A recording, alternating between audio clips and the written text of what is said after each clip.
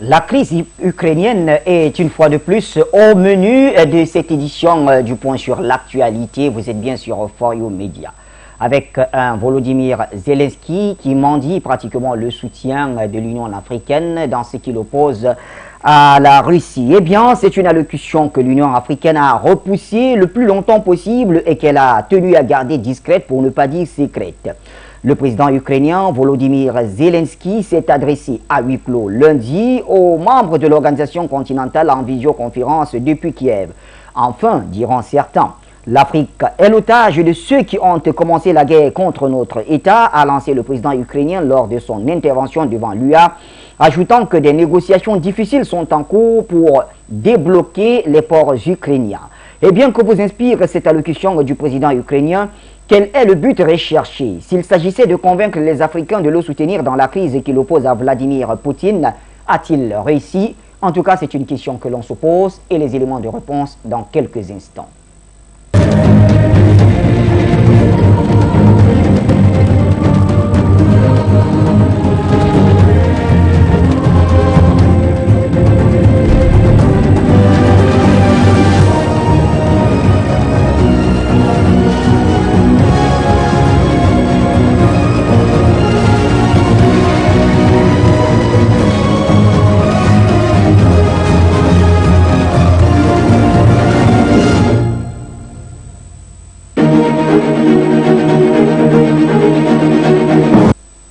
Bonsoir l'Afrique et bonsoir le monde. Bienvenue mesdames et messieurs à cette édition du Point sur l'actualité.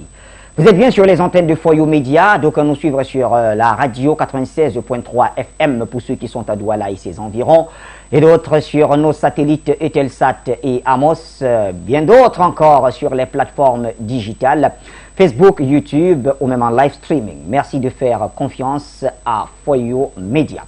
Eh bien, vous l'avez suivi dans nos propos liminaires, nous parlons ce jour de la crise ukrainienne. On y revient parce que le président ukrainien, justement, Volodymyr Zelensky, a finalement obtenu de l'Union africaine son discours qu'il attend recherché. Eh bien, il a parlé. Enfin, comme le diront certains, il a parlé, mais vous a-t-il convaincu? C'est là toute la question. Eh bien, pour en parler ce soir, nous saluons la présence parmi nous de tous nos deux invités et bien sûr de notre consultant permanent, Jonathan Batengene. Bonsoir, Joe. Bonsoir, Bachir Mohamed Adam. Bonsoir à tous les panafricanistes, tous les Africains, tous ceux qui nous regardent. Depuis les grandes villes d'Afrique, Boloba, Bertoua, N'Djamena, Bamako, Ouagadougou. Ils sont nombreux. Tassikasso, Akida Lagao. Voilà. Tout cela. Et même à Mariupol. Même à Mariupol. Ouais. Ah, ça c'est sûr. Ouais. Donc, à tous nos techniciens également, un grand bonsoir parce qu'ils veillent à ce que cette émission soit bien diffusée sur votre chaîne préférée, à la direction générale, aux autorités de l'État du Cameroun ainsi qu'aux forces de sécurité et de défense qui veillent à l'unité et l'indivisibilité de notre cher et beau pays. Eh bien, un beau pays qui accueille, bien sûr, en direct de Bruxelles, Luc Michel. Bonsoir, Luc.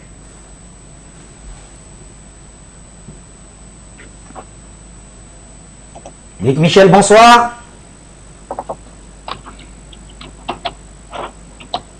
Alors, le temps... D'accord, Luc n'est pas encore avec nous. Eh bien, Gamal Abina, bonsoir. Oui, bonsoir. Merci d'être avec nous, Gamal, pour cette autre édition du Point sur l'actualité. Nos téléspectateurs se sentent très à l'aise quand vous faites partie de la réflexion. Merci en tout cas. Eh bien, nous saluons donc la présence de Luc Michel. Certainement va-t-il nous rejoindre dans les minutes qui suivent. En attendant, je vous propose de planter le décor avec un élément que nous propose la réalisation. Les déclarations de Volodymyr Zelensky devant l'Union africaine n'auront guère de quoi rassurer les responsables du continent africain qui s'inquiètent d'une crise alimentaire à venir. Pour le président ukrainien, les négociations pour débloquer les ports sont complexes et le responsable est évident. C'est pour cela que la crise alimentaire dans le monde continuera tant que cette guerre coloniale continuera. La guerre de la Russie contre notre État et contre nos ports qui sont bloqués. L'Afrique est en fait otage. Elle est l'otage de ceux qui ont commencé la guerre contre notre État. Pas de quoi rassurer le président Macky Sall, président en exercice de l'Union africaine, qui a répondu par un tweet tout diplomatique, rappelant l'attachement de l'Afrique au droit international et à la résolution pacifique des conflits. Le président sénégalais s'est plusieurs fois exprimé sur ses craintes, en particulier sur le manque d'engrais en pleine période d'hivernage. Début juin, il s'est même rendu à Sotchi auprès de Vladimir Poutine pour plaider sa cause, sans effet tangible à ce jour. Les pays africains sont soucieux de ne pas contrarier Moscou.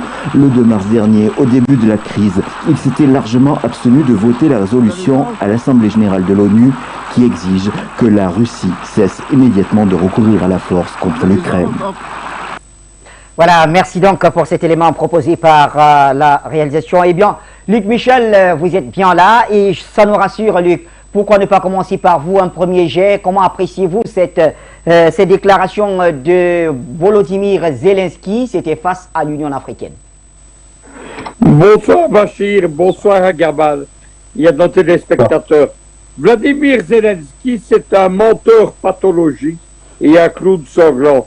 Il vient faire le show pour le compte des Occidentaux.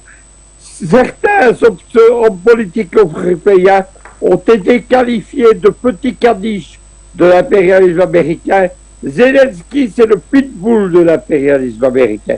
Il est venu semer la citadine parce que, évidemment, les Européens et les Américains comptaient sur l'Afrique pour suppléer la Russie.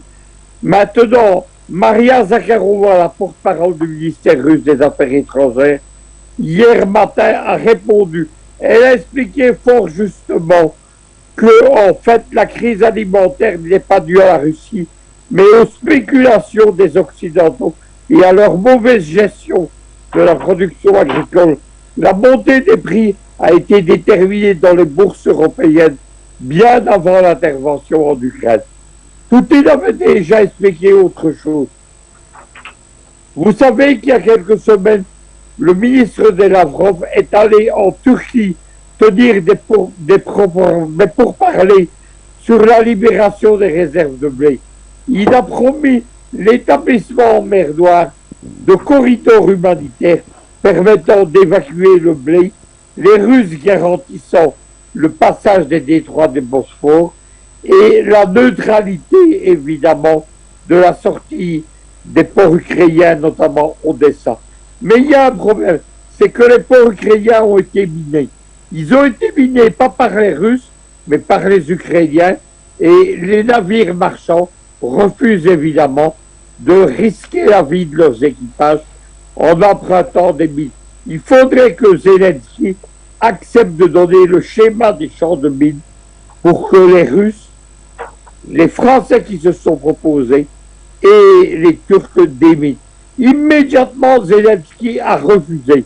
Il a expliqué que les champs de mines protégeaient les ports ukrainiens, notamment Odessa, et qu'il n'était pas question de libérer. C'est donc lui qui vient d'accuser la Russie, qui est responsable de l'empêchement des livraisons ukrainiennes, et ce sont ces maîtres de Washington, de Paris, de Berlin, de Rome, etc., qui sont les responsables de la crise alimentaire mondiale. Partout ailleurs, évidemment, la Russie a assuré qu'elle était prête à ouvrir ses réserves, qu'elle avait non pas quelques millions de tonnes comme les Ukrainiens, mais plusieurs centaines de millions de tonnes et qu'elle était prête à livrer, notamment en Afrique. À noter qu'il y a déjà un État qui était en pénurie alimentaire, c'est le Mali. Quand il s'agit de ses amis, la Russie n'est pas responsable. Elle a déjà livré le Mali en blé. Deuxièmement, un des États les plus touchés par la pénurie alimentaire, c'est l'Égypte. L'Égypte qui était jusque-là l'allié des États-Unis. Eh bien, cette semaine s'est tenue la semaine passée le Forum économique de Saint-Pétersbourg, pour lequel 80% de la population mondiale était représentée. Eh bien, l'invité d'honneur à ce forum économique, c'était précisément l'Égypte. Arrêtons de subir les mensonges de Zelensky et de la propagande de guerre de l'OTAN. À longueur de semaine, c'est Zelensky et ses clowneries qui déterminent l'agenda de nos émissions. Il est temps que ça cesse. pour cette contribution. Eh bien, Gamal Abina, comment avez-vous apprécié cette sortie de Zelensky? Finalement, il a eu, ou en tout cas, il a obtenu ce qu'il voulait, c'est-à-dire s'exprimer devant l'Union africaine. Voilà, ça, pour s'exprimer, il s'exprime, mais il s'exprime devant tout le monde. Hein. Il s'exprime devant l'Union africaine, devant le Parlement anglais, français, il s'exprime à Cannes, il s'exprime dans le dernier festival des escargots de Bourgogne, enfin, il s'exprime partout, mais en vérité, c'est pas sérieux. C'est pas parce qu'on s'exprime qu'on obtient quelque chose. L'expression de cet homme est l'expression de quelqu'un qui est acculé, qui est dans une situation extrêmement délicate ou délétère, qui a perdu pratiquement 20% de son territoire et dont l'espoir de récupérer 1 cm² est totalement absent. Puis encore une fois, c'est bien que Michel le rappelle, indépendamment du fait que ce soit un petit acteur qui joue un rôle, hein, il n'est pas un truc très sérieux.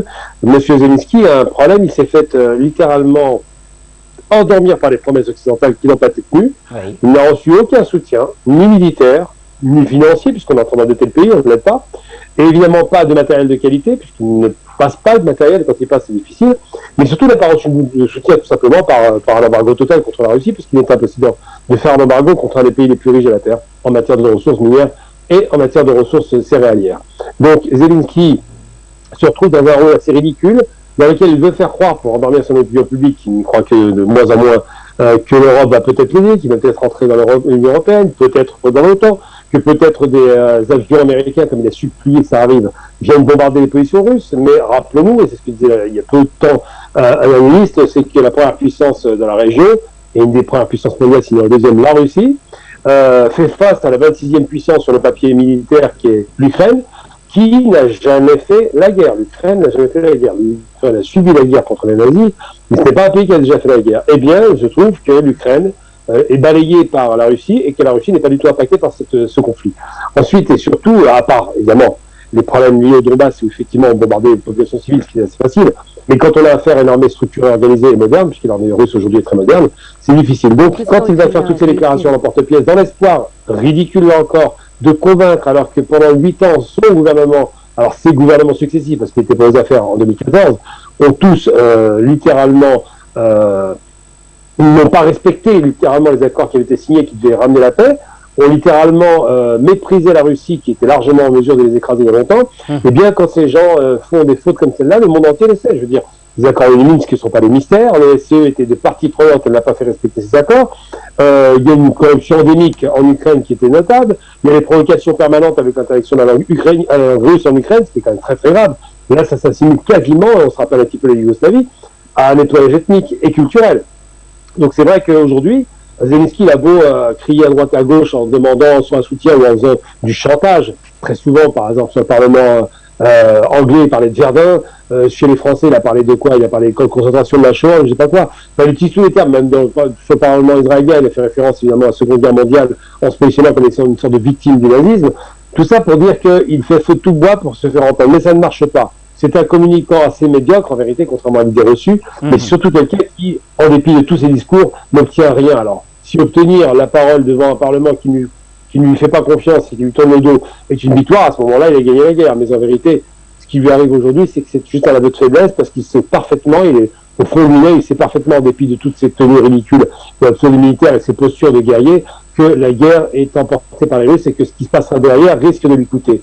Je pense que M. Zelensky, effectivement, tout à l'heure, Michel disait qu'il était sanguinaire, et il a raison, laisse mourir inutilement des soldats dans un combat perdu d'avance, qu'il est en train, alors qu'il aurait pu dès le début dire non, on arrête, c'est bon, on va revenir sur les accords de Minsk, c'est pas la peine de se fâcher avec les Russes, après tout, on est le même peuple dans l'absolu. Il n'a pas voulu le faire, il a préféré mettre ses soldats en danger. Maintenant, il y a une moyenne de 200 soldats ukrainiens tués par jour. C'est toujours 200 morts de trop, parce que je suis pas certain que ces Ukrainiens méritaient la mort.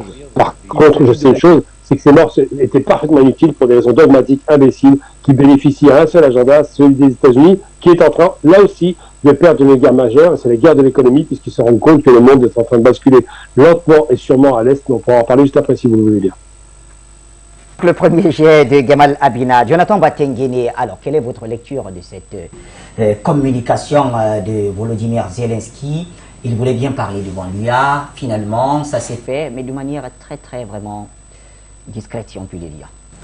Vous savez, Bachir, en Afrique, lorsqu'on veut conduire quelqu'un, généralement on procède avec beaucoup de diplomatie. Très rarement on lui dit ce qu'on pense, et très souvent on agit pour lui montrer qu'on n'est pas d'accord. Ça, c'est l'anthropologie africaine. Donc, les chefs d'État africains ont agi comme des Africains. D'abord, il y a le délai. Oui. Le président Zelensky demandait à s'exprimer devant l'Union africaine au mois de mars. Oui.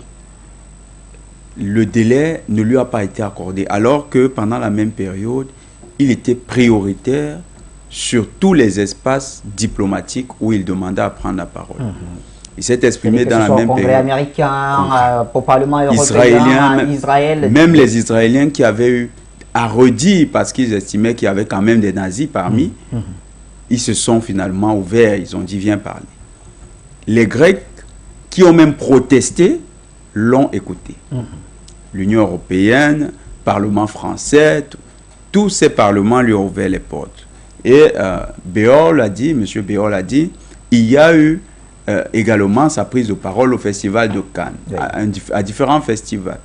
Il était devenu le chouchou des publics et le chouchou de tous ceux qui voulaient avoir une version ou bien voulaient s'exprimer sur la crise dans son pays.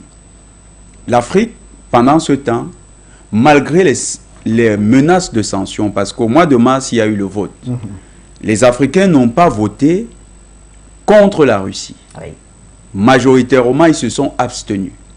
Mais d'une abstention qui, dans un contexte où on faisait pression pour isoler la Russie, cette abstention ne peut plus être considérée comme simplement neutre. C'est une abstention, c'est un soutien tacite. Oui. Et les Africains, pendant la même période, avec les pressions de l'Union européenne et des États-Unis qui leur demandaient de prendre position contre la Russie, ont repoussé la date pour écouter M. Zelensky. C'est dire qu'ils ont résisté aux pressions parce qu'ils se sont dit l'enjeu est énorme et nous n'allons pas agir simplement sur la précipitation. Alors, aujourd'hui qu'ils ont certainement toutes les cartes, les chefs d'État se disent, avec la pression qui ne fait que monter, la demande pressante et certainement chez eux une volonté humaniste d'écouter, parce que en Afrique, lorsqu'on n'est même pas d'accord et que vous criez, on doit vous entendre. Donc, cette volonté de suivre sa version des faits a quand même amené les chefs d'État à se dire, même si nous ne sommes pas d'accord dans le fond, au moins sur la forme, donnons-lui l'expression, exprimons-lui notre solidarité, parce qu'il vit quand même une situation tragique. Oui. On ne va pas accuser, on ne veut pas l'accuser d'être forcément, comme l'a dit Luc, le clone sanglant, quoique l'on sait que c'est ce qu'il joue comme rôle, mais on va l'écouter. Et pour l'écouter, donc, les chefs d'État décident d'un jour, le 20 juin. Oui. Le 20 juin, ça a été annoncé, vous vous souvenez, pendant que nous étions en train de chercher, nous étions en train de scruter sur l'opportunité, c'est les médias mensonges d'Occident qui se sont fait le relais de la date de rencontre entre le président Zelensky et les présidents africains. Il faut y voir un autre élément. C'est dire que la programmation, ou bien la pression pour la programmation de cette rencontre n'a pas été négociée seulement avec l'Ukraine. Oui. C'est passé par un ensemble de pressions à Paris, à Washington, à Bruxelles, sur les pays africains pour leur dire il faut enfin écouter notre poulain. En tout cas, c'est un classique. Maintenant que Zelensky devait s'exprimer, les chefs d'État africains ont vu quand même ce qui se passe avec les autres pays. Lorsqu'ils s'expriment et que vous avez les chefs d'État qui sont réunis, avec le mécanisme de pression, on pourrait les amener à adopter une posture qui n'est pas celle qu'ils ont choisie dès le départ. Pour être cohérent, qu'est-ce qui s'est donc passé? Vous allez remarquer que à la réunion, sur 50 chefs d'État, sur 54 chefs d'État, oui, seulement 4 ont assisté. Oui. Le président de la Commission de l'Union africaine, le président de la conférence des présidents, le président Macky Sall, président en exercice. Président en exercice de l'Union africaine, oui, Macky Sall, oui, le président de la Côte d'Ivoire, oui, ça ce n'est pas une surprise, il ne pouvait pas quand même s'absenter d'un rendez-vous fixé par Macron, oui, Alassane Ouattara, le président Menfi de de la Libye, du Conseil libyen, et le président Denis Sassou Nguesso. Mais là, c'est la grande surprise, Denis Sassou Nguesso du Congo-Brazzaville, qui était présent à cette rencontre. Oui. Le reste des 50 chefs d'État s'est fait représenter par les ministres des Affaires étrangères. Vous savez, lorsque sur le plan diplomatique, un chef d'État convoque un conseil où normalement c'est les chefs d'État qui s'expriment. Il y a un sommet, oui, c'est un sommet. Oui, c'est un sommet. Oui. Mais il y a un principe de réciprocité. Dans le cadre du respect, normalement c'est les chefs d'État qui entendent un chef d'État lorsqu'il s'exprime.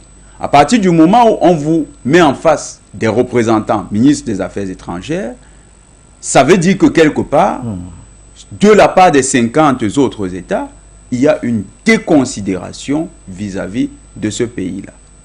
Donc on ne lui déballe pas le tapis rouge. On a été pris sous la pression, c'est même une sorte de protestation. On a été pris sous la pression et on décide de se faire représenter par un acteur de second plan. Doit-on voir en cela un échec de Zelensky? C'est un camouflet, un véritable échec. Le président Zelensky et la diplomatie autour de lui, c'est-à-dire, comme l'expliquaient nos prédécesseurs, la diplomatie autour de lui, les États-Unis, l'Union européenne, viennent d'essuyer un grand revers en Afrique. D'ailleurs, le communiqué de Macky Sall, du président Macky Sall, sur sa page Twitter, sur son compte Twitter, à la limite, c'est une manière de conduire Zelensky sans lui dire qu'on ne veut pas entendre de sa guerre sur le territoire africain. Et d'ailleurs, vous allez remarquer qu'il y a une cohérence entre ce que Macky Sall, le président Macky Sall a adopté et son propos à Sochi. À Sochi, il dit « Nous sommes conscients que c'est l'embargo contre la Russie qui sera la cause de la famine dans le monde. Mais l'Afrique, il dit, ne va pas manquer de céréales. L'Afrique sera davantage touchée par l'absence d'engrais, par la rareté d'engrais, qui vont avoir un impact sur les récoltes. » Donc, en disant que l'embargo est responsable de la situation, Macky Sall posait donc clairement que cet embargo qui a été imposé par l'Europe et les USA, l'UE et les USA, c'est cet embargo qui pose véritablement problème. Et donc, il venait de pointer du doigt les alliés de M. Zelensky. Et comme disait Luc, M. Zelensky lui-même n'est pas, libre de tout soupçon dans cette histoire. Il faut noter que la semaine dernière a été découvert un espace où les Ukrainiens ont brûlé 50 000 tonnes de blé. Brûlé dans des entrepôts. 50 000 tonnes de blé brûlé. Vous comprenez ce que ça signifie. Ça veut dire que la construction du narratif sur la famine fait en sorte qu'il faut travailler sur les peurs. Donc il y a tout un travail qu'on veut. On veut travailler sur les peurs, faire croire au peuple de la terre que si nous n'agissons pas de concert contre la Russie, nous allons tomber dans un gouffre. Et M. Zelensky y a quand même contribué. Imaginez-vous maintenant dans la posture des chefs d'État africains, avec de telles informations, et en face de quelqu'un qui veut vous expliquer que la situation de famine qui va survenir est plutôt le fait d'un acteur dont vous savez qu'il n'a rien à se reprocher dans la situation. Je retourne vers Gamal Abina. Gamal Abina, alors au-delà de la symbolique, c'est-à-dire ces quelques 4 chefs d'État sur les 54 qui étaient présents face à Zelensky, comment avez-vous apprécié la réponse de l'UA à travers le président Macky Sall? Je cite un peu rapidement pour nos téléspectateurs. Voici ce qu'il a dit sur son tweet. Je crois que M. Tchouban va retrouver cela. Je remercie le président Zelensky pour son adresse conviviale de ce jour à la réunion virtuelle du bureau élargi de l'Union africaine. L'Afrique reste attachée au respect des règles du droit international, à la résolution pacifique des conflits et à la liberté du commerce. Et fin de citation. Gamal Abina, comment appréciez-vous cette réponse? C'est une réponse de pure forme, ça s'appelle la réponse des diplomates classiques, sans surprise, très polie, très correcte pour dire en gros, on ne fera rien pour vous, on est attaché au droit international auquel vous n'avez jamais été attaché, je parle du monde occidental, vous aurez le même traitement que ce qu'on voit en Palestine, que ce qu'on voit sur le Sahara occidental, que ce qu'on voit dans tous les pays, la Chine aussi qui a été divisée, il faut l'oublier, parce qu'on a tendance à pleurer sur Taïwan, mais Taïwan c'est la Chine, contrairement à l'idée reçue, et ça c'était les Occidentaux qui ont créé cette division. Eh bien le traitement international, il bénéficiera exactement du même traitement. Il n'y a pas de raison d'imaginer que les Africains, quand ils s'expriment, ont des problèmes de mémoire, ils n'ont pas de problème de mémoire, ils savent très bien qu'ils font appel à des institutions qui n'ont jamais rien fait en faveur des pays pauvres ou faibles face à des pays forts. Là, en l'occurrence, le pays fort est évidemment facilement identifiable, c'est la Russie. Le pays faible, et du moins ce qu'il en reste, c'est l'Ukraine. Le pays faible s'est embarqué dans une histoire fumeuse à laquelle il ne s'y attendait pas. Lui, il fait des demandes qui n'ont rien à voir avec la réponse. La demande, c'est pas de faire des invocations ou des vœux pieux en disant on espère, on est pour le droit international, on espère que vous allez recouvrer votre pleine souveraineté. C'est pas du tout ça. La demande qui est positionnée, c'est d'un côté un Zelensky qui explique que les Russes sont d'horribles barbares qui leur interdit les exportations de blé, ce qui est totalement une vue de l'esprit, puisque l'histoire est revisitée. C'est bien les Ukrainiens qui ont miné la mer et pas les Russes. Et de l'autre côté, d'expliquer que Poutine serait tellement méchant qu'il voudrait vous affamer, ce qui est organiser une famine. Alors, pour revenir dans des réalités, en vérité, les Africains se rendent bien compte que l'Ukraine bloque les exportations pour des raisons X et Y stratégiques, mais ils se rendent surtout bien compte que c'est un vœu pieux, un mensonge littéralement, parce que j'ai pas l'impression que Poutine a envie de faire des ennemis de l'Afrique. Ça fait à peu près une dizaine d'années qu'il a déployé tout un tas de conférences internationales, dont la 3e conférence qui réunissait Russie-Afrique, ce qui est pas rien. Ça fait des années que la Russie a toujours des liaisons très particulières avec l'Afrique. Je rappelle aussi que la Russie, contrairement au bloc occidental, s'était violemment opposée au régime raciste sud-africain, soutenait évidemment l'Angola, soutenait les pays de front qui faisaient face au régime raciste sud-africain, alors que le bloc occidental était plutôt favorable au système racialiste sud-africain. Donc tout ça pour dire que, en substance, de faire croire que les Russes voudraient la peau des Africains en les affamant, c'est ridicule, c'est une revisite de l'histoire qui n'est pas très très solide, mais c'est pas la première sortie hasardeuse de Zelensky, il l'avait fait déjà en Israël, en expliquant que, en substance, il revivait une sorte de nouvelles invasions nazies. Tout ça, c'est pas très sérieux. Par contre, ce qui est certain, c'est que dans son camp, il y a des néo-nazis, que bizarrement les Occidentaux ne connaissent que très peu, voire pas du tout, ou font mine de croire qu'ils sont très peu nombreux, et ça entache complètement la crédibilité de Zelensky. Compliqué de dire aux Africains, croyez en ma parole, j'ai des néo-nazis qui ont été une partie prenante d'un conflit. Donc aujourd'hui, quand la réponse de Macky Sall se fait de façon très diplomatique, et il a raison de l'être, il faut être diplomatique, il n'y a aucune raison pour que l'Afrique soit en froid avec l'Ukraine, aucune. Objectivement, c'est pas un conflit africain. Il n'y a aucune raison pour que l'Afrique croie au mensonge de Zelensky qui voudrait faire croire que Poutine voudrait la peau des Africains. Ça ne tient pas la route. On voit bien en RCA, où on a échappé à une guerre civile qui aurait été monstrueuse et sanglante. On voit ce qui se passe au Mali. Bref, en substance, c'est des appels un peu désespérés du pied, dans l'espoir que peut-être la solution sera africaine. Alors, simplement, on pourrait dire à Zelensky que la solution ne sera évidemment pas africaine, que c'est un conflit qui regarde la Russie et, par un traitement direct, les États-Unis, donc l'OTAN, et que tant que l'OTAN alimentera la guerre en Ukraine, et alimentera avec des espoirs d'armement délirants les Ukrainiens, eh bien il y aura du sang ukrainien versé inutilement sur un conflit qui, si demain il y avait une volonté politique de la part de Zelensky, serait réglé immédiatement. Malheureusement, on n'est pas là. Donc tout son baratin sur l'Afrique, c'est juste des invocations qui ne vont pas bien loin, et les Africains font bien lui répondre avec les termes diplomatiques dont ils ont eu l'habitude pendant des décennies eux-mêmes.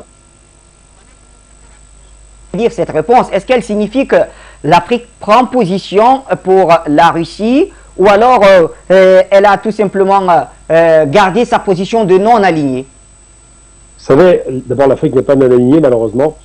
Elle devient non-alignée parce que l'Afrique, il y a eu plusieurs Afriques. Quand on dit Afrique, j'aime pas tellement le terme l'Afrique, c'est un continent aussi riche et divers qu'il est immense, c'est le plus grand continent de la Terre quasiment. Alors, le non-alignement africain, c'était Bandung, c'était l'époque nassérienne, c'était l'époque des chefs d'État, Nkrumah et autres, des chefs d'État qui sortaient de l'indépendance et qui voulaient absolument devenir totalement indépendants et pas dépendants économiquement vis-à-vis de cette puissance coloniale. Mais ce non-alignement nouveau qu'on peut observer, effectivement, puisque certains pays nous ont surpris, le Maroc qui ne condamne pas la Russie, c'est surprenant, même s'il n'était pas présent au vote.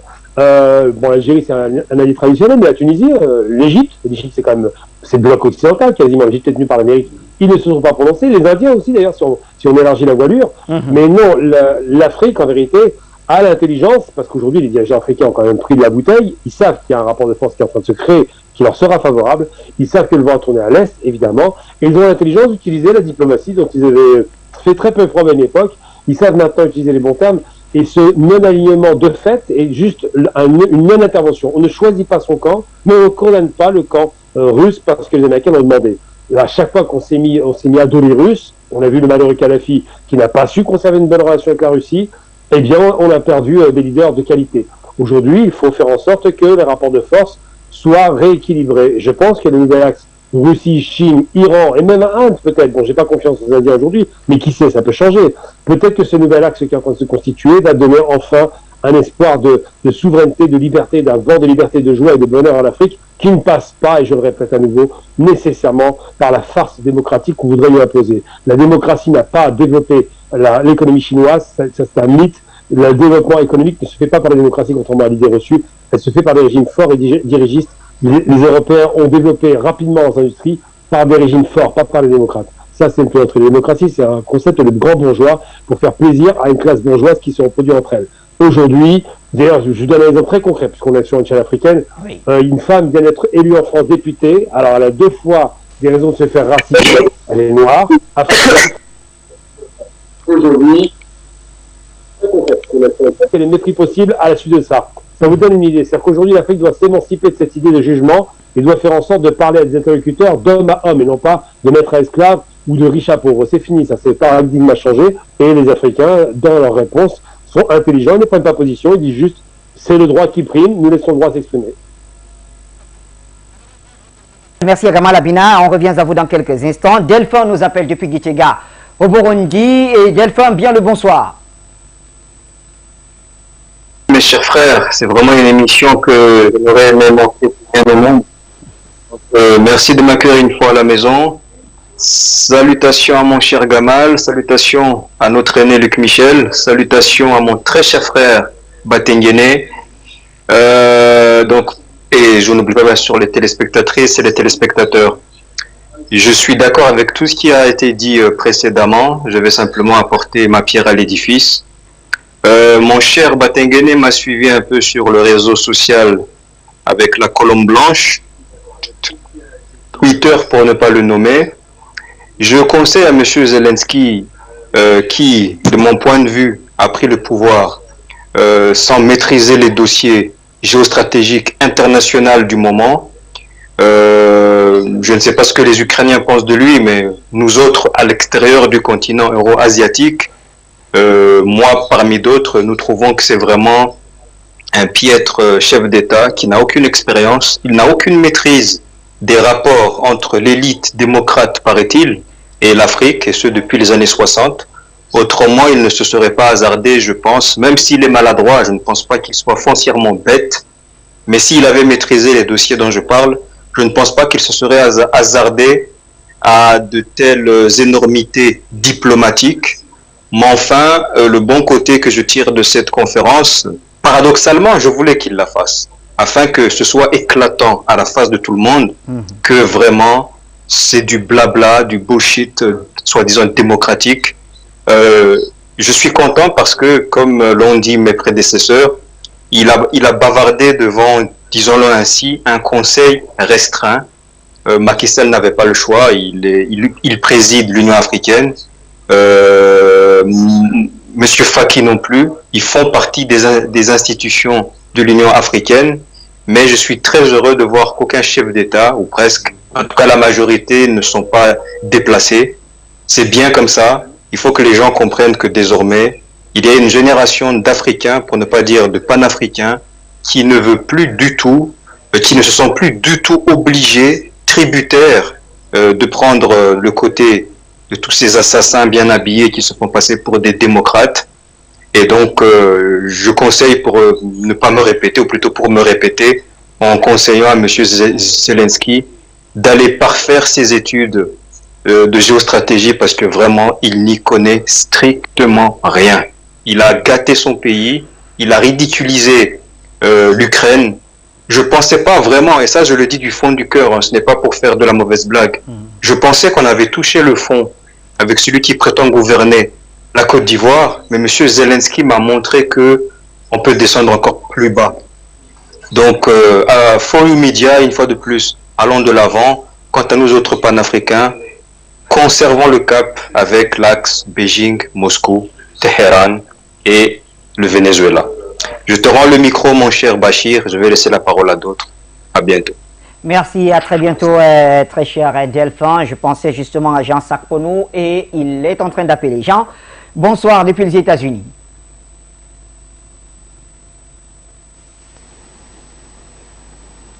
Jean Sarponou, bonsoir. Bonsoir Bachir, bonsoir. Bonsoir aux techniciens, bonsoir à vos invités, Jonathan, Luc Michel, Gamal. Bachir, nous disons à la suite de mon frère de Burundi et à Zelensky, l'Afrique de ne pas d'abord se faire passer comme parce qu'il se fait passer comme victime. Bachir, nous disons à Zelensky qu'il n'est pas victime. Il a créé la guerre par le support des Américains, de l'OTAN. Il est sûr qu'ils vont aboutir. Parce que Bachir, c'est tout un plan mondial des satanistes de transformer le monde. C'est-à-dire, ils veulent avoir le monde dans leur poche, comme l'argent qu'ils ont dans leur poche. Et Zelensky a cru à cela. Ceux qui ont participé, à part Macky Sall et l'homme du Tchad qui est le, c'est pas quoi, de l'UEA, et Moussa Faki, à part ces deux-là qui sont innocents, parce que c'est des gens qu'on pousse, on pousse, mais les deux autres qui sont représentés, c'est des satanistes. Oui, Jonathan était surpris du fait que l'homme de Congo-Brazzaville a participé déjà sur Nguesso. Oui, c'est un sataniste, c'est un franc-maçon de haut niveau. Ceux-là, ils ne pas seulement cru, mais ils pensent que, c'est-à-dire, ils sont dans le plan des satanistes complètement. Ils ne s'inquiètent pas. Ils mentent, ils tournent, ils roulent les gens dans la farine, c'est comme ça. Alors, Bachir, Zelensky, il n'a qu'à comprendre que l'Afrique ne peut pas être sa chaussure. Il pense que l'Afrique est sa chaussure, comme ils pensent voir cela avec les Américains et les Européens, qu'ils pillent l'Afrique, l'Afrique est devenue comme leur queue.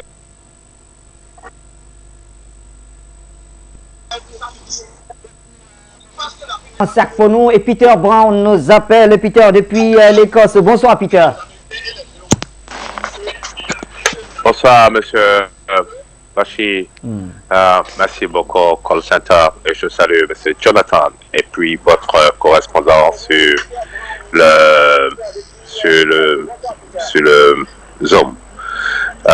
Je vais donner vite fait mon point de vue, M. Bachir. Vous savez, il y a quelque chose que je veux quand même souligner. C'est pas pour choquer votre invité sur le Skype. Hein. La démocratie, ce qu'on appelle liberté d'expression, ça n'existe pas. La liberté d'expression, selon l'OTAN, c'est quand vous parlez des choses qui les arrangent. En ce moment, vous êtes libre, c'est-à-dire insulter, dénigrer, critiquer Poutine, la Russie, tout ce qu'ils font. Mais dès l'instant que vous commencez à dire des choses qui vont à l'encontre de leur, comment on dit, déontologie, vous devenez leur ennemi et c'est ce que je suis devenu sur la plateforme de Facebook. Ils m'ont carrément bloqué et fermé mon compte pour avoir dit simplement que les Européens devaient faire mieux de cesser de suivre les États-Unis et de prendre conscience qu'ils se tiraient de balles dans le pied. Vous comprenez? C'est shocking.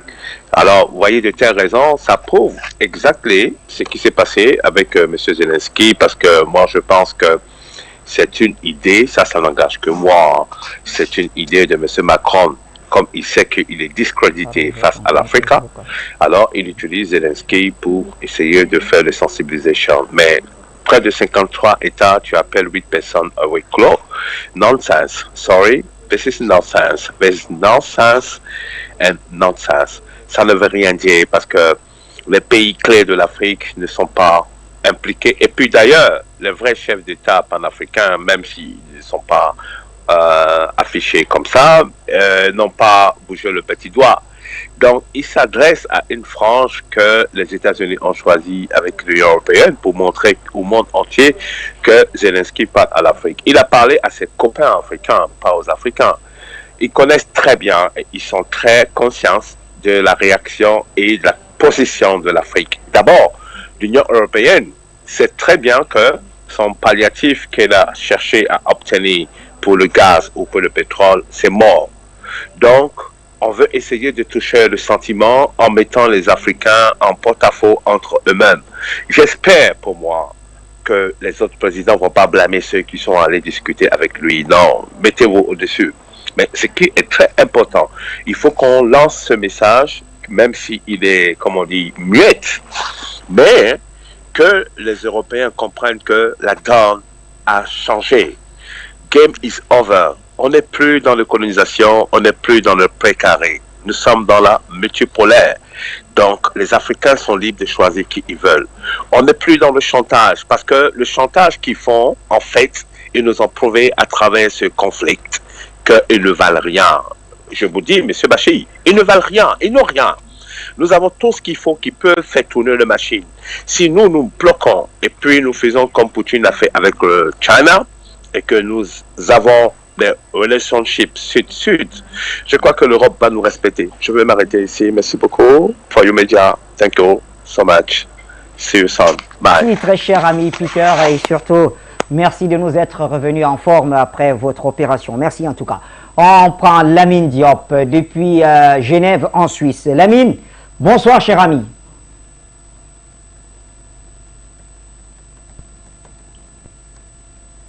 Lamine, bonsoir, vous m'écoutez?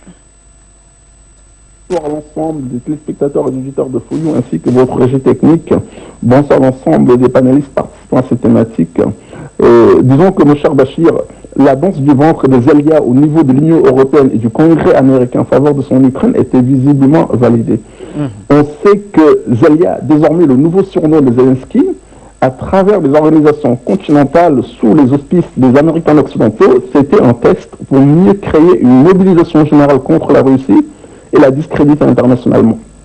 On sait que Washington et Bruxelles se sont démenés pour arracher une majorité de soutien de l'Union africaine en faveur de l'Ukraine de Zelia. Mais je crois que, vu la position diplomatique actuelle de la Russie vis-à-vis du reste du monde hors Occident, on peut dire que c'est un pari bien raté pour la pauvre Zelia et ses copains.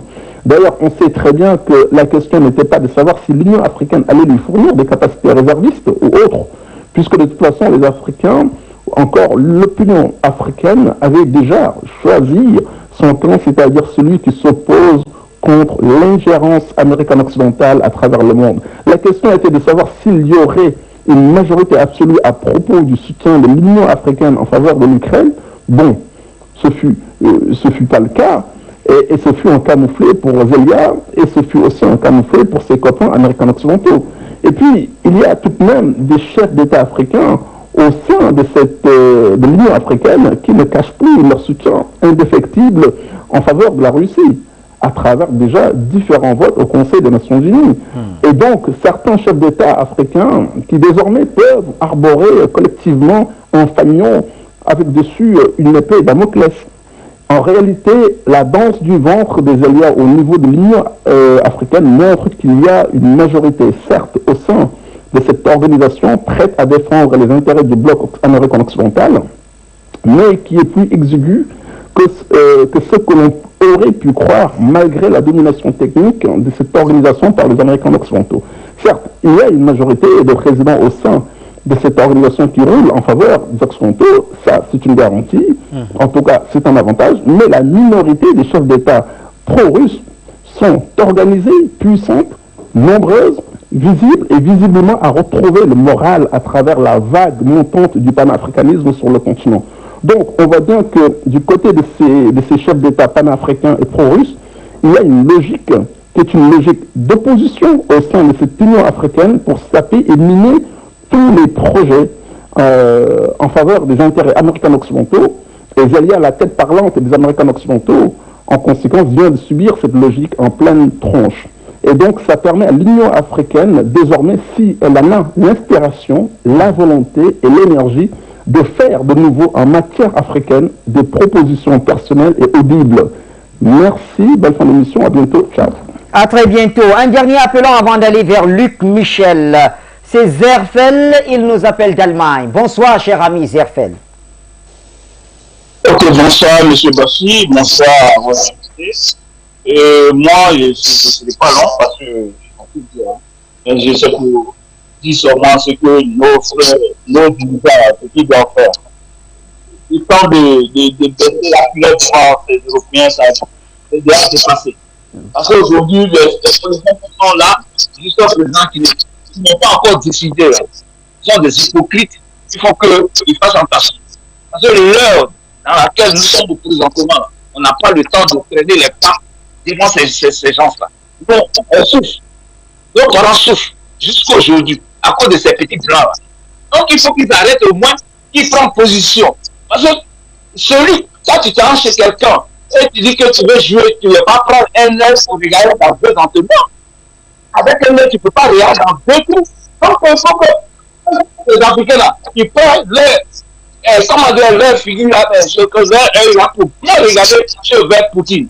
Au lieu de regarder l'Europe et puis chez les Américains là. Les Américains, on a vécu avec eux. Les Français, on a vécu avec eux. Les Français, on a vécu avec eux. Donc, tout ça, on n'a rien vu de bon. Voici un nouveau marché qui est là. On met la main pour que nous puissions avoir quelque chose de mieux. Que de rester là toujours en train de dire non, moi je vais m'abstenir. Non, non, non. Oh, je suis avec toi, Poutine. C'est un peu fait. Le ciel ne va pas tomber sur vous.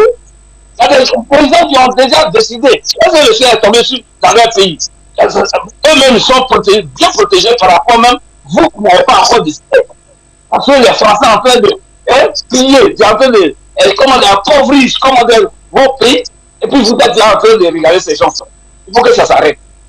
Il faut qu'ils prennent une décision adéquate pour dire que je suis avec vous. Je vote pour Poutine pour que les choses soient équilibrées dans ce monde-là. Merci Bachi, et puis en continuation pour ceux qui vont appeler encore, et puis merci.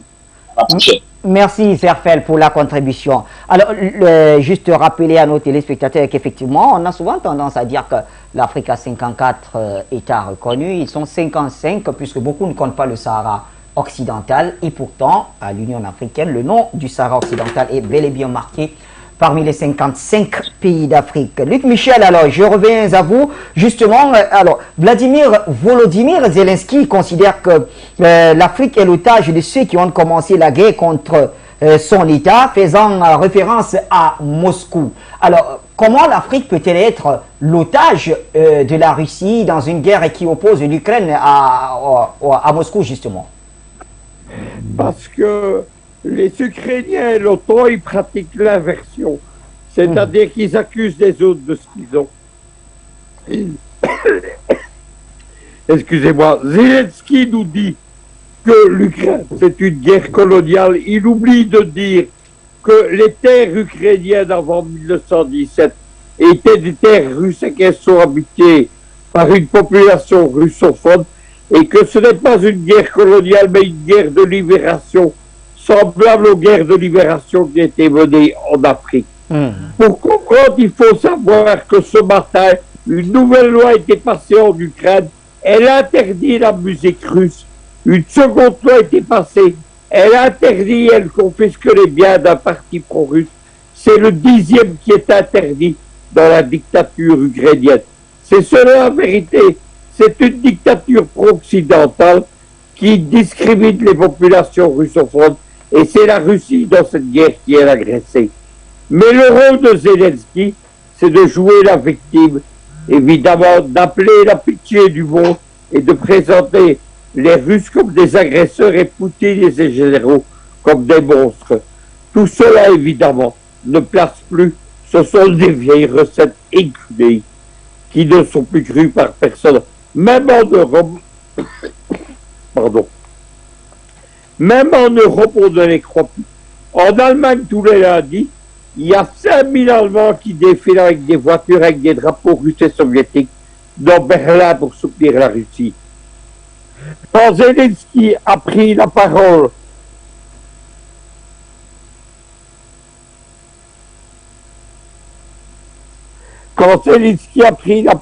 devant l'acte 7, il y a une partie des députés israéliens qui sont partis parce qu'ils se rappellent que Les gens que glorifient l'Ukraine comme Bandera, c'était les gardiens de camps de concentration.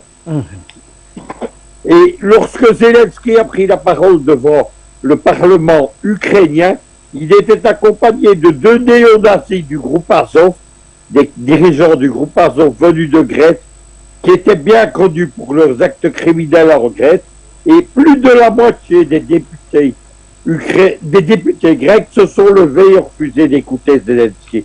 Il faut arrêter d'écouter Soumoun, et l'Afrique lui a fait trop d'honneur. Cet homme venait en Afrique encore il y a quelques semaines, en Algérie notamment et au Sénégal, pour recruter des mercenaires. Il en a recruté aussi au Maroc. On vient d'ailleurs de juger un de ceux-ci à Donetsk, où il était condamné à mort.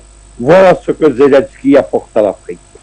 Voilà ce que Zelensky apporte à l'Afrique. Jonathan Batengene, je me retourne une fois de plus vers vous. Finalement, c'était un discours creux ou tout simplement que Zelensky n'avait pas d'arguments nécessaires pour pouvoir convaincre l'Afrique, ne serait-ce que de se rallier à sa cause? D'abord, il y a une méconnaissance de l'histoire politique de l'Afrique quand il compare sa situation à la colonisation. Oui. Et comme l'a rappelé Luc Michel, historiquement, les Européens et les Africains, nous ne partagions pas le même espace géographique.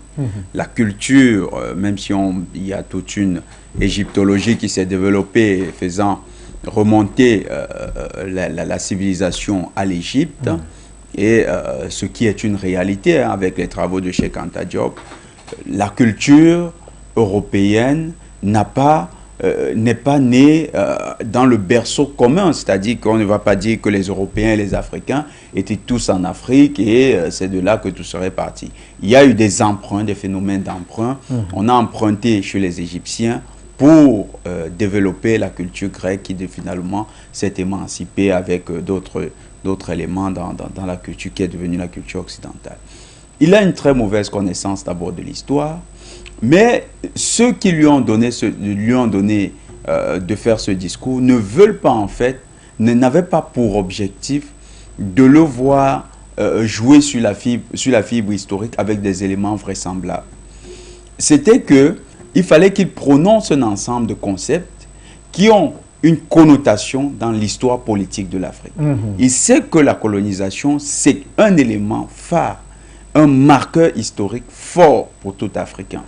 Il sait que, et c'est d'ailleurs une des critiques que les révisionnistes occidentaux sont en train de proposer, elle est en train de monter cette thèse, il sait que beaucoup de révisionnistes insistent sur le fait que l'Afrique se victimise dans la colonisation. Donc il y a ce discours de victimisation qui est davantage présenté. On lui a fait comprendre que puisque ils sont dans la victimisation, tu pourrais jouer dessus pour t'attirer des sympathies. Parce que pour eux... Finalement, mais c'est un discours qui n'a ému personne. Justement, parce que lorsque votre discours sonne faux, finalement, vous n'avez aucune sympathie que ça peut déclencher. Donc, son discours sonne faux. Les concepts sont des concepts empruntés et mal agencés dans le discours. Ensuite, il y a la réalité. La famine, les ports, la mer d'Azov est minée. Ce n'est pas la Russie qui a miné cette mer, c'est l'Ukraine. Les récoltes ont été brûlées par l'Ukraine. L'Ukraine et la Russie, c'est carrément le même peuple. C'est deux peuples qui partagent une histoire commune. C'est un royaume qui s'est constitué et puis a eu ses contradictions internes. C'est une histoire qui s'est développée avec le nazisme de Bandera, qui lui voulait prendre sa revanche sur Lénine, sur Staline, et ça a créé ce que ça a créé. Donc, les Africains connaissent l'histoire de l'Ukraine, mais lui, en retour, n'a pas fait montre d'une bonne connaissance de l'histoire africaine. C'est dire que, dans son discours, on a même perçu un dédain pour l'Afrique. C'est-à-dire, l'absence, la faible connaissance des problèmes de l'autre montre que vous ne vous préoccupez pas de l'autre. Ça veut dire qu'au fond, il ne se préoccupe véritablement pas de l'Afrique, il devait jouer un rôle. Et c'est essentiellement ainsi qu'on doit voir Zelensky qui passait à l'Union africaine.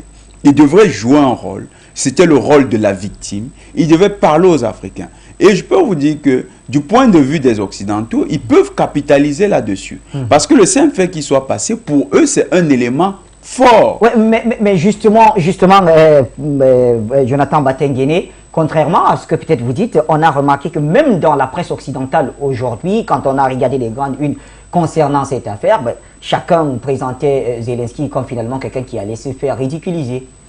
Ils ont présenté, non, ils ont commencé plutôt à accuser les chefs d'État africains. Oui, ça c'était hier, mais ce matin, vraiment, il y a eu une grande évolution dans le discours du côté de la presse occidentale qui disait que finalement, la tentative de Zelensky de solidariser le continent africain à la cause ukrainienne est presque vaine. Plusieurs sources même ont estimé que finalement, c'est une sorte de ridicule. Il a été ridicule, ça c'est sûr. Mais j'ai lu la presse états-unienne, la presse états-unienne davantage présentait cela comme une action de Zelensky qui davantage veut rallier les peuples à sa cause. Donc c'est comme ça qu'ils vont présenter de plus en plus l'affaire. Ils vont sortir de cette lecture, et d'ailleurs c'est ça la vraie lecture, hein. Il a été ridicule, il a fait preuve de peu de connaissances de l'Afrique.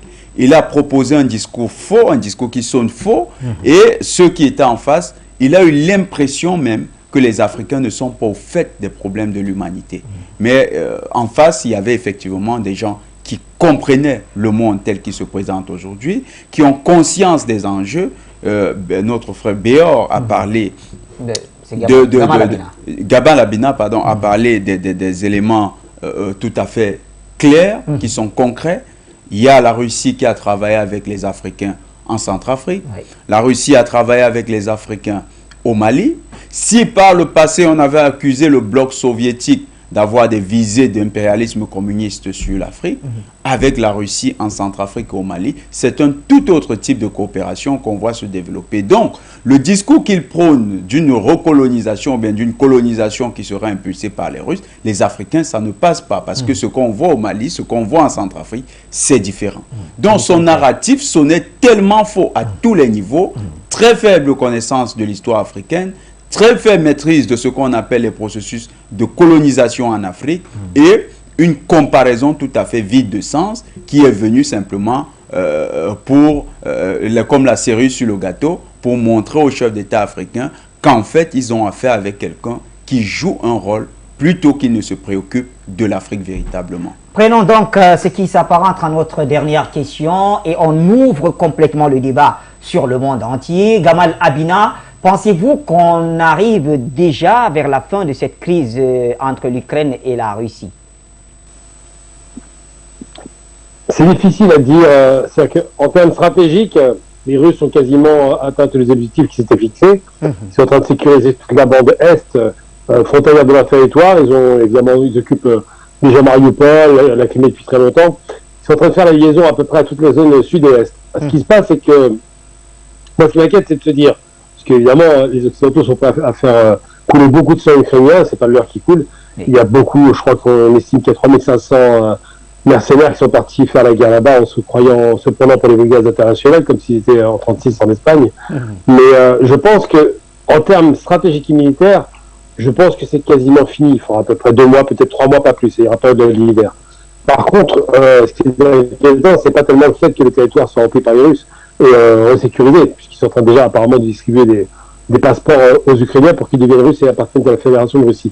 Donc je pense que ce qui peut poser problème, c'est que la délimitation d'un territoire par la force va conduire forcément à des frictions permanentes sur les frontières nouvelles qui vont être créées.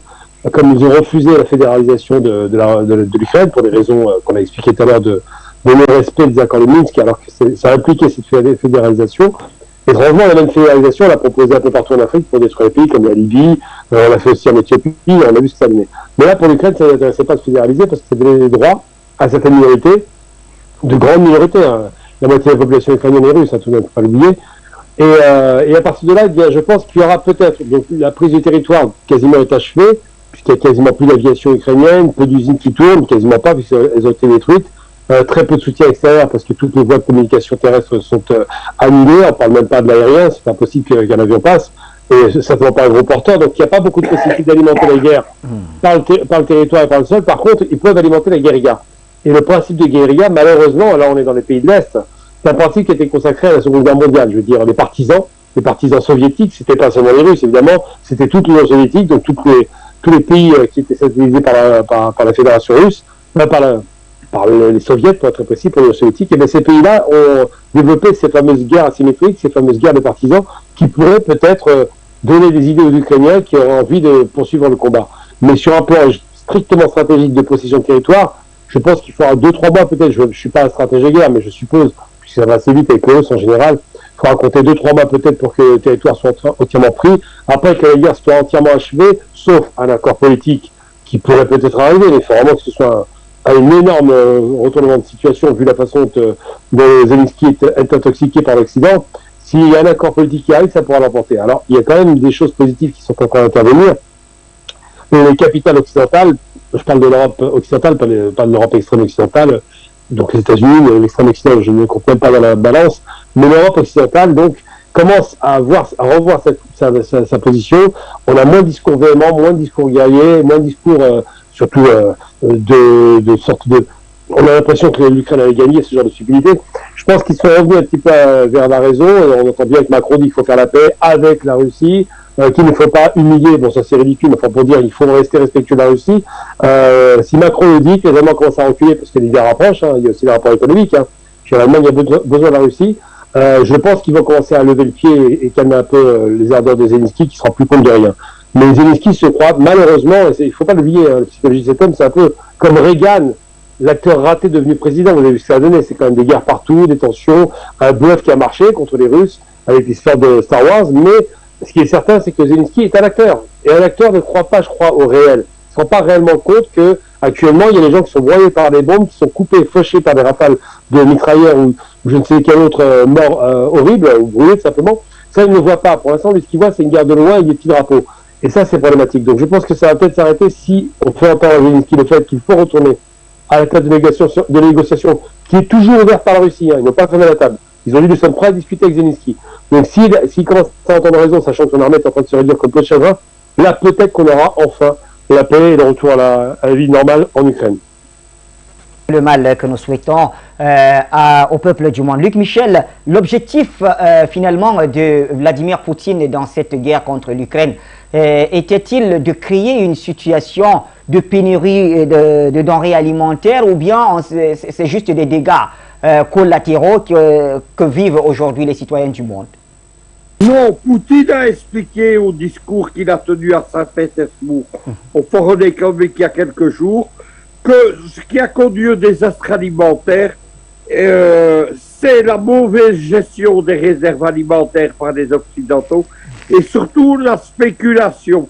La crise alimentaire, la hausse de matières, etc., elle était déjà présente avant le début de l'opération spéciale en Ukraine. Hier, il y avait la porte-parole du ministère des Affaires étrangères, Maria Zakharova. Elle a expliqué exactement la même chose. Elle a expliqué que c'était les Occidentaux qui étaient les responsables. Le reste, tous les discours contre Poutine, c'est pour éviter les Occidentaux de reconnaître leurs responsabilités. Mais par contre, j'écoutais Gamal Abima et moi, je ne partage pas son avis que la guerre va s'arrêter rapidement. Tout d'abord parce que ce ne sont pas les Européens, Paris, Rome ou Berlin, qui voudraient calmer les choses qui décident, mais ce sont les Anglo-Saxons. C'est Washington et ce sont les Britanniques. Et l'Anthony Blinken, le State Secretary, a dit que la guerre serait longue, Biden aussi. Il y a quelques jours, Boris Johnson a dit qu'il fallait se préparer pour une guerre qui allait peut-être durer des dizaines d'années. Et le chef d'état-major britannique, le général qui vient d'être désigné à ce poste, il a dit qu'il fallait reformer une armée britannique prête à intervenir sur le continent. Je ne crois donc pas qu'on va terminer rapidement. Ceci d'autant plus que les Russes sont lassés des Ukrainiens. Ils ne sont plus prêts à discuter. Au contraire, il y a le ministère des Affaires étrangères russe qui a déclaré il y a quelques jours, lorsque Zelensky et les Ukrainiens disaient qu'ils reprendraient les pourparlers au mois d'août, il a déclaré qu'il n'y aurait peut-être plus rien à discuter au mois d'août. Maintenant, une dernière chose, les Russes n'ont pas terminé les objectifs de l'opération spéciale. Ces objectifs, c'est libérer les terres russes d'Ukraine et reformer l'unité, la Novorossia qu'elle formait avant 1917. Il y a encore deux gros morceaux, c'est la libération de Kharkov et la libération d'Odessa. On a déjà une indication, c'est qu'il y a un certain nombre de localités autour de Kharkov qui sont sous le contrôle russe. Là-bas, évidemment, une administration de remplacement pro-russe a été désignée et elle commence le même travail qui a été fait à Kherson, la première semaine de l'opération spéciale. Kherson, où on distribue maintenant des passeports russes. Donc je crois que l'opération ne va pas se terminer et malheureusement, Zelensky est en train de conduire son pays à l'abîme et à la destruction et probablement que l'Ukraine va perdre son statut d'État. Il y a quelque chose qui a été dénoncé par le ministère des Affaires étrangères russe. Il a dit que les Européens, les pays d'Europe de l'Est, la nouvelle Europe, étaient des hypocrites.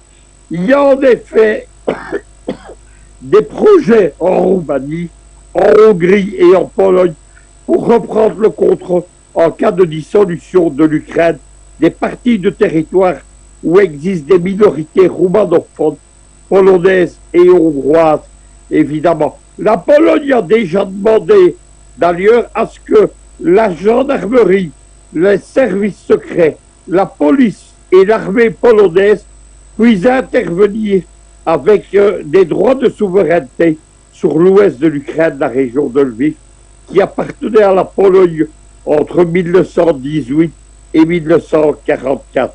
Voilà ce qu'il faut savoir. Donc, non, je ne pense pas que l'opération va se terminer rapidement. Pour cette très belle précision qui nous ramène vers vous, très cher Jonathan Batenguene, ce sera la dernière intervention et on referme l'édition. L'Afrique pourra-t-elle tirer son épingle du jeu dans cette crise? Il y a quelque chose, une réflexion que nous avons essayé de formuler sur les réseaux sociaux, c'est l'Afrique montre sa volonté, son intention de s'émanciper. L'Afrique ne pose pas des actes forts d'émancipation. Ça, il faut le reconnaître. Plusieurs pays ont manifesté, plusieurs pays ont commencé, mais il y a eu des rétropédalages. C'est-à-dire comme une hésitation. Et je comprends le pasteur tout à l'heure quand il disait qu'on ne sent pas qu'ils assument les nouveaux choix. Oui. Et je peux aussi comprendre, il y a deux raisons là-dessus. Une raison, c'est que l'Afrique, quand on regarde son taux d'endettement, au niveau des pays occidentaux, certainement que ça fait peur, que les représailles à ce niveau pourraient être importantes. Mais alors, est-ce qu'on pourrait s'émanciper sans commettre un sacrifice nécessaire? C'est l'une des questions. Oui. La deuxième hypothèse, c'est que les Africains se disent on ne veut pas quitter sous la domination des Occidentaux pour aller sous la domination des pays de l'Est, des deux grandes puissances de l'Est, la Chine et la Russie. Là encore, ça fait partie d'une lecture peut-être prudente, mais d'une lecture qui refuse d'anticiper et d'assumer son leadership. Parce que les nations africaines doivent se voir comme les leaders de demain, pas comme les nations qui vont toujours suivre. Il n'y a qu'un éternel suiveur qui croit être condamné de manière divine à être un suiveur, qui aurait peur de quitter un X pour se lier d'amitié avec un Y. Oui. Non, rien ne dit que le X qui a été un maître, après Y sera votre maître. Si vous vous donnez tous les moyens d'inverser la relation que vous avez eue avec X, avec Y, vous aurez effectivement la relation que vous souhaitez avec Y. Donc, le fait que les nations africaines aient un taux d'endettement élevé, le fait que les nations africaines aient un niveau d'industrialisation, mais un niveau de compétitivité économique assez faible, est un élément à prendre en compte. Je le dis pourquoi? Parce que les nouvelles générations de panafricanistes, tous ceux qui nous suivent, doivent savoir que la nouvelle trajectoire de l'Afrique n'est pas déterminée par le partenariat forcément avec la Chine ou la Russie. C'est profondément déterminé par l'engagement des Africains à prendre leur destinée en main. Mais alors, prendre ces destinées en main, ça veut dire choisir des partenariats sans toutefois se faire aliéner dans ces partenariats. Très bien. Donc, il faudra que l'Afrique apprenne à travailler avec plusieurs partenaires sans accepter d'être assujettie. C'est peut-être le nouvel enjeu que l'Afrique devra définir dans toutes ses relations. Mais bien plus, l'industrialisation du continent doit devenir une priorité, la construction d'un complexe industrialo-militaire et surtout le travail sur sécurité intense. Parce que jusqu'à présent, les nations africaines ne prennent pas encore la mesure des enjeux sécuritaires. Oui. On voit des investissements au minima. D'aucuns proposent, d'aucuns émettent l'idée suivant laquelle ils sont liés par des contrats avec plusieurs pays, des contrats de coopération de défense. Oui, ça existe, mais les nations africaines ont un challenge. Le monde qui se réorganise avec les Russes et les Chinois ne peut avoir les Africains à un niveau égal que si les Africains se dotent des moyens de cette égalité. Merci infiniment, Jonathan Batengene, et vous l'avez suivi. Donc, en tout cas, l'Afrique fait son bonhomme de chemin, comme l'ont dit nos invités, Gamalabina, Luc Michel et Jonathan Batengene, plus tous ceux qui nous ont appelés, ceux qui n'ont pas pu appeler. Ils ont écrit, ils étaient très nombreux à nous suivre. Merci de faire confiance au programme de Foyo Média et à très bientôt.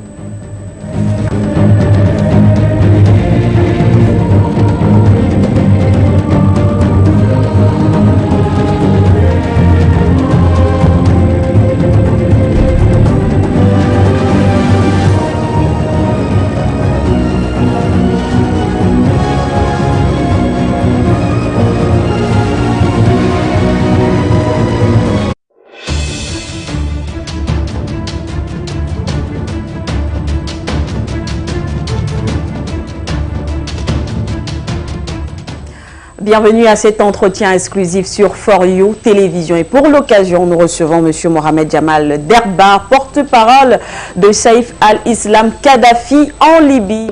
Édition spéciale, For You Media vous propose ce vendredi un entretien exclusif